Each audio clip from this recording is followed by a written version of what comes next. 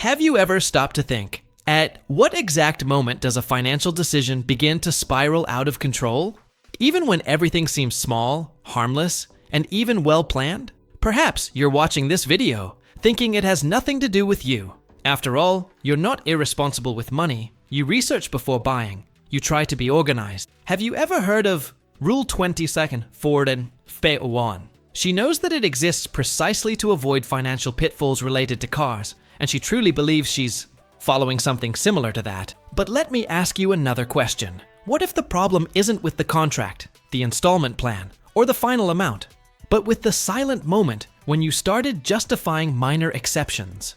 Because that's how almost everyone unknowingly deviates from the 4-20-10 rule. It's not when you sit down at the dealership. It's not when the salesperson presents the offer. It's before, long before. It's in that instant when the decision seems too small to go wrong. When you think something like, it's just a little more, I'll adjust it later. Everyone does it this way. Or, this opportunity won't come around again. Have you ever been through that? The curious thing is that nobody wakes up thinking, today I'm going to make a financial mistake. The opposite is true. The person believes they are being rational, mature, and strategic. They adapt the rule to their own reality, or rather, adapt the rule to the desire, without realizing that, from that point on, she is no longer following the 4-20-10 rule, only using her name to feel safe. And that's precisely where the invisible trigger lies. The financial system knows this. The dealerships know this. The banks know this. They don't need you to completely ignore the rule. You just need to, be flexible with one detail. Extend a deadline, lower a percentage, normalize an installment that fits in your budget. It seems like a small thing. It seems manageable. It seems smart. And that's exactly why it works so well. Stay with me until the end, because what you're about to discover might surprise you. This video isn't about complicated math, spreadsheets, or telling you that you can't have a better car. It's about understanding the exact point at which the decision ceases to be conscious and becomes emotional, even when everything seems logical. It's about realizing how ordinary, organized, and well-intentioned people end up trapped in financing that stalls their financial lives for years, believing they were doing everything right. Perhaps as you listen to this, a specific situation is already coming to mind. Maybe a conversation, a simulation, a promise that things will get better later. Don't ignore this discomfort. It's important. Because from now on, we're going to calmly look at this invisible moment, this almost imperceptible detail that separates those who use the 24-10 rule as protection from those who begin to distance themselves from it without even noticing. And if, while you're listening to all this, some memory has already started to resurface, don't ignore it, because this kind of reflection doesn't appear by chance. Often, it arises precisely when we realize that we made decisions believing we were in control, when in reality, we were just going with the flow. And that's why this space here can't just be for those who speak, but also for those who have lived through this firsthand. If this topic makes sense to you, leave a comment below telling us what has touched you the most so far. Perhaps it was a phrase, a specific situation, or even that decision that seemed too small to cause a problem. When you write, you're not just venting, you're helping other people recognize themselves too. And this exchange is what transforms this channel into something alive, into a community of real people trying to make better, more conscious financial decisions. If this content made you think for a few seconds, like the video. It may seem simple, but this gesture shows YouTube that this conversation needs to reach more people who are at exactly the same point of doubt, adjustment, and silent alert. That's how the message gains strength and isn't restricted to those who already understand the subject. And if you feel that this type of content resonates with your reality, subscribe to the channel. Not because you need to, but because the idea here is to walk together, to continue exploring those invisible decisions that shape our financial future without us even realizing it. When you sign up, you're saying, I want to continue understanding better before making costly mistakes. Stay with me, because from here on out, we're going to get to the point where almost everyone thinks they're still following the rules, when in fact, they've already started to stray from them without even realizing it. Now, I want to delve even deeper into this subject, because there's a hidden truth about the 4-20-10 rule that almost no one, realizes at the beginning of the journey. Many people think this rule starts when you sit down with a calculator, open a spreadsheet, or talk to your bank manager. But it doesn't. The 4-20-10 rule starts much earlier in how you approach decisions and the type of mindset that guides your choices. Simply put, the rule is straightforward. Put down at least 20%, finance for a maximum of 4 years, and keep the total car payment within 10% of your monthly income. There's no mystery, no secret formula. It exists to protect you from the silent impact a car can have on your financial life over time. The problem is that almost no one gets the calculation wrong. People get it wrong in their interpretation. They get it wrong at the point where they start negotiating with themselves. In practice, what happens is this: someone looks at the rule, understands the numbers, agrees with the logic, and then starts adjusting everything so that their desire fits within it. The down payment becomes almost 20%. The term becomes a little longer, but the installment decreases. The 10% of the rent becomes 10% now, because my salary will increase later. And it is at this moment that the rule ceases to be a protection and becomes merely a psychological argument to ease one's conscience. This is the most impactful part because it seems mature. It seems rational. The person feels they are making a good decision, that they are in control, that they have thought of everything. But behind the scenes, what is guiding the choice is not the current financial reality, but a future expectation, a promise, a projection, and decisions based on an imagined future almost always exact a high price in the present. The 4-20-10 rule wasn't created to keep up with dreams, status, or external pressures. It was created to deal with reality, with the money you have coming in today, with the costs you have today, with the margin of error you actually have today. When you adapt the rule to fit the car you want and not the budget you have, you completely change its meaning. The math remains correct, but the decision is no longer. This is a key turning point, because the mistake isn't in the financing itself, nor in the car, nor in the desire to achieve something better. The mistake lies in confusing planning with justification, in using a healthy rule to legitimize an emotional choice. That's where the financial journey begins to go awry, even when everything seems organized on the outside. And the most curious thing is that this distancing almost never generates immediate pain. It comes disguised as comfort, satisfaction, a feeling of progress. But over time, the impact appears in the form of pressure, lack of flexibility, blocked decisions, and missed opportunities. It all started back then, with that small adjustment that seemed too harmless to go wrong. If at any point in this explanation you felt that something resonated with your own experience, leave a comment below. That makes sense to me. Now I want to delve even deeper into this subject because there's a specific, almost surgical point where the decision changes its nature. It's the moment of rupture. It doesn't happen in the contract. It doesn't happen with the signing.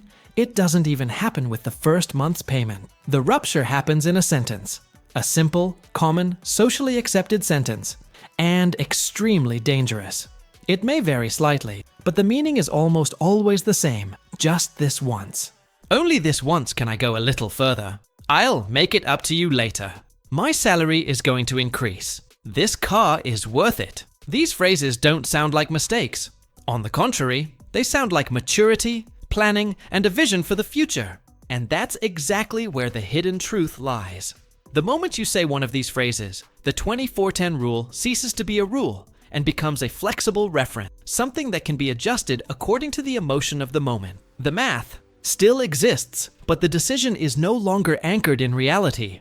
It's anchored in an expectation, and expectations are the perfect breeding ground for the financial system to operate. Banks, dealerships, and finance companies don't need you to completely ignore the rules. They don't work with irresponsible people. They work with people who make small internal adjustments to justify larger decisions. The system doesn't profit from those who know nothing. It profits from those who know a little, but give in on the details. When someone says, "My salary will increase," for example, they're not lying. It might even increase. But the decision is being made today, with today's money, with today's risks. This phrase pushes the weight of the choice to an uncertain future, while the commitment begins immediately. And this has a direct impact on the financial journey because it reduces the margin for error, eliminates flexibility and ties future choices to an emotional decision disguised as logic. Just this once is perhaps the most revealing of all. It carries the idea of exception, of control, that the person knows exactly what they are doing. But the financial system is built precisely on exceptions that become the norm. An exception today becomes a habit tomorrow. A one-off adjustment becomes the new normal. And when the person realizes it, the 4-20-10 rule has already been completely diluted, without resistance, without conflict, without alarm. This is the heart of the problem. The rule isn't broken abruptly. It's gently bent until it loses its function. And the most striking thing is that this happens behind the scenes of the mind, far from the numbers, far from the spreadsheets. The transformation of the decision is internal. It's a change of mindset. The rule, which should serve as a limit, begins to serve as justification. From that point on, everything starts to seem possible. Longer payment plans seem normal, high commitments seem manageable, and the real impact of the decision is hidden behind immediate comfort, status, and a sense of accomplishment. But this journey takes its toll over time, not at the beginning. It's silent, cumulative, almost invisible, until it's no longer. If this part touched on something you've heard, or even said to yourself, comment below. I'm on this journey too. Now, I want to delve even deeper into this subject, because it is precisely here that decisions begin to take practical form and reveal behind-the-scenes aspects that almost no one clearly observes. After the rule has already been relaxed internally, after that dangerous phrase has already been accepted as personal truth, traps emerge that seem like advantages. And they don't appear as mistakes. They appear as solutions. Extended payment terms are one of the first options. The idea of paying over a longer period always brings immediate relief. The installment decreases, the feeling of control increases, and the decision seems easier. But the real impact isn't in the installment amount, it's in the time. Each additional month is a prolonged commitment that reduces future choices, hinders important decisions, and lengthens a financial journey that could be shorter and healthier. Longer payment terms only make sense when the problem is immediate cash flow. But here, it's usually used to accommodate a desire greater than the budget can handle. Then comes the famous budget-friendly installment. This expression is almost an internal code of the financial system. It shifts the focus from the total cost to monthly comfort, causing the person to ignore the accumulated impact of the decision. When everything revolves around what fits in today, tomorrow takes a back seat. And decisions made solely based on the present almost always exact a silent price in the future. Dealership bonuses act as emotional reinforcement. Discounts, easy down payments, free documentation, reduced rates, all of this creates the feeling of a unique opportunity, of being a smart negotiator. But these bonuses only make sense for those who have already agreed to break the rules. They don't exist to protect the consumer. They exist to accelerate the decision of those who are already inclined to accept less favorable conditions in the long run. Frequent car replacement is another trap disguised as progress. People feel they are always evolving, always improving, always rewarding themselves. But behind the scenes, what happens is a series of decisions that never allow the cost of the car to truly disappear from their financial life. The commitment is renewed, the installment payments perpetuate, and the feeling of advancement masks stagnation. And when all this starts to get tight, refinancing emerges. It appears as a breather, as an adjustment, as a reorganization. In practice, it is often just confirmation that the rule has long been outdated. Refinancing doesn't solve the root cause. It only pushes the impact forward, maintaining the illusion of control while the real cost continues to grow. The central point is that none of these traps work alone. They function together as part of a well-tuned system for those who have already made small exceptions in the past. And the most delicate thing is that on the outside, everything seems organized. The car is there, the installment is being paid, life goes on. But on the inside, financial flexibility decreases, the margin for error disappears, and decisions become more reactive than strategic. If at any point in this explanation you recognize situations that seemed advantageous, but now you see them differently, comment below. That makes sense to me. Now, I want to delve even deeper into this subject, because after so much revelation, so much hidden truth coming to light, the question that really matters arises: is there still time to go back? And the answer, in most cases, is yes, but not without awareness. Going back to the 4-20-10 rule doesn't start with renegotiating with the bank, nor with immediately changing your car. It starts with an honest, almost uncomfortable diagnosis of where you are today on this journey. The first sign that someone has strayed from the norm isn't the installment itself, but the constant feeling of being squeezed. That impression that money comes in and goes out too quickly, that any unforeseen event becomes a big problem, that simple decisions require excessive calculation. This is accumulated impact. It's the effect of choices made long ago when everything seemed under control. Identifying this isn't a sign of failure, it's a sign of maturity and a change in mindset. Another clear indicator is when the car starts influencing decisions that shouldn't be related to it, postponing plans, avoiding opportunities, fearing income loss, or depending too much on stability to maintain a fixed commitment. The 4-20-10 rule exists precisely to prevent a consumer good from gaining this power over your financial life. When this happens, something has gone wrong. The good news is that simple adjustments can already begin to restore clarity. Sometimes the first step isn't selling the car, but stopping the repetition of exceptions. Stop normalizing long-term payments. Stop justifying choices with future promises. Stop confusing immediate comfort with financial security. Small, conscious decisions generate a silent yet powerful effect of regaining control. Returning to the established rules also requires accepting temporary limitations. This can affect ego, status, and comparisons with others. But there is enormous freedom in aligning decisions with reality, not expectations. It is at this point that the journey ceases to be reactive and begins to be strategic, where money starts to serve the plans and not the other way around. The most important thing is to understand that nobody changes everything at once. There's a next level of understanding, a subsequent adjustment, a decision that still needs to mature. The 4-10 rule isn't a final destination. It's a foundation, a filter, a point of support for better decisions over time. When you start to see this, something changes inside. The pressure decreases, the vision clears, and the path becomes more distinct. If this part brought you a sense of relief or clarity, comment below. I'm on this journey too. If you've made it this far, it's because this topic hasn't gone unnoticed. At some point in this conversation, something made sense, resonated, or became clearer, and that says a lot.